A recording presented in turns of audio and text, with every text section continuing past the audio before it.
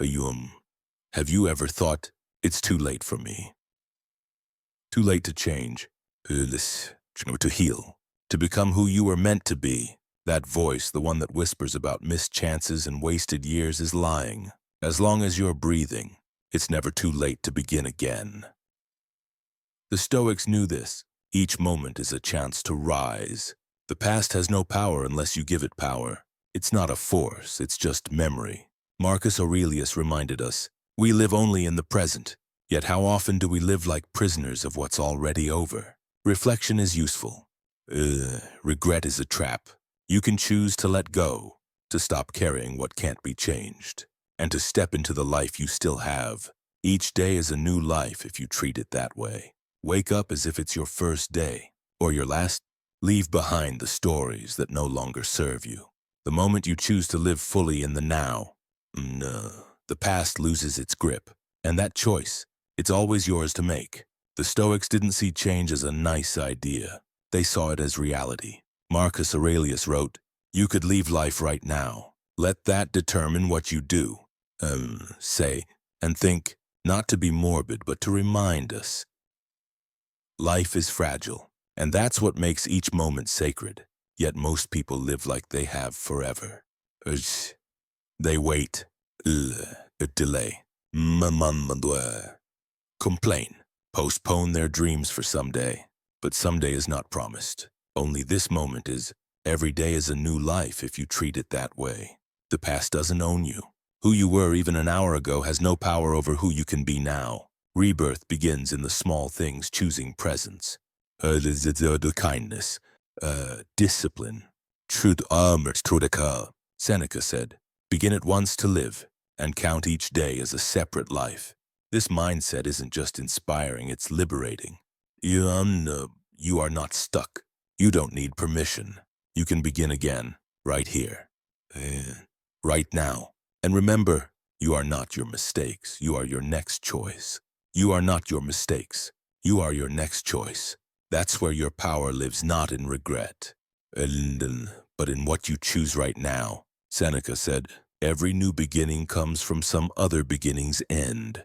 The Stoics knew that renewal is always possible, not through perfection, but through presence. Every moment is a seed of rebirth if you choose to plant it. Still, so many live chained to old identities. The failure, the one who quit, the one who froze in fear. But those are memories, not facts. Narratives can be rewritten. And it starts the moment you stop feeding the past and start choosing again. Your next action is always more powerful than your last mistake, because your next action is alive. Mistakes aren't enemies. They're teachers. Learn from them. Release the shame and move forward. Shame keeps you stuck. Responsibility sets you free. Say it clearly. Yes, I chose poorly and now I choose differently. That is the Stoic path. That is growth. And yet, growth requires one more step, ending delay. We wait telling ourselves we'll change when the timing is better, when we're ready. But that's not wisdom. It's fear. Fear of discomfort. Fear of uncertainty. Fear of failure masked as logic. Seneca reminded us, it's not that we have a short time to live, but that we waste much of it. Delay doesn't protect you. It drains you. It builds inertia. The longer you wait, the heavier things feel. You start identifying with the avoidance, but action breaks that cycle. Small steps clear the fog. Motion builds readiness. Courage is found in beginning, not in waiting. If you've been justifying delay, ask yourself, what am I really avoiding? What would shift if I simply began now, imperfectly? Because here's the truth. Wisdom begins not in knowing everything, but in doing what matters. And that begins the moment you accept responsibility. No more blaming. No more waiting. No more feeding the story that you are not ready. The past does not own you. Your present actions do, and you can choose differently now. So take the step. Speak the truth. Align with your values. Begin again, not someday, today. The Stoics taught this with clarity. Don't wish for events to happen as you want. wish for them to happen as they do, and you'll be content. Epictetus. Why? Because control is an illusion. What matters is your response, and that begins with responsibility. Responsibility is not blame. It's ownership. You may not be at fault for what happened, but you're 100% responsible for what you choose next. And that's where all your power lives. Most people avoid this. Blame feels safer. It protects the ego. It shields us from hard truths. But as long as you blame, you stay stuck waiting. Circling old patterns, giving away your power. The moment you say, "This is my life, I choose what happens next," transformation begins. You stop waiting for the world to change and start changing from within. This is the Stoic mindset. You can't control what happens, but you can control how you meet it. Every person you admire for their depth and strength. They've chosen responsibility not perfectly, but consistently. They don't waste energy on excuses. They act from where they are, with what they have. Because ownership isn't a burden, it's freedom. It makes you the author of your own life. So ask yourself, where am I still pointing outward? What could shift if I owned this moment fully? And remember, you don't have to feel ready to begin. You have to begin to feel ready, waiting for confidence. Clarity. Or the perfect time is just fear wearing a mask. The Stoics knew action births readiness. Courage grows through movement, not stillness. Every courageous person acted through doubt. Every expert started unsure. If they had waited to feel ready, they'd still be waiting. The same is true for you. So don't wait for certainty. Step forward with trembling hands. Begin before you feel ready. Because that is true strength. The question is not, am I ready? It's, am I willing? And if you are, the path will meet you where you stand. True change isn't built on dramatic resolutions. It's built on small, consistent actions. The Stoics understood this well. Marcus Aurelius said, "Waste no more time arguing what a good man should be. Be one." In other words, don't wait for the perfect plan. Begin now. In the ordinary moments. Too often, people fail not because they lack the will, but because they chase transformation through extremes. They set huge goals, overhaul everything at once, then burn out and quit. But this isn't failure. It's a misunderstanding of how growth works. Real transformation is subtle. It happens in the quiet. Not once in a while, but day after day. Not in the occasional workout, but in the daily discipline of movement. It is not in the yearly breakthrough, but in the repeated return to presence. Small actions compound. Each one is a vote for the person you're becoming. They may not be glamorous. They may not draw applause, but they are the foundation of true change. So ask yourself, where am I chasing drama while neglecting discipline? What small habit, practiced daily, would quietly reshape who I am? And as you grow, remember this. Aging is not decline, it is precision. In a world obsessed with youth, the Stoics offered a different view. Aging is not losing, it is refining.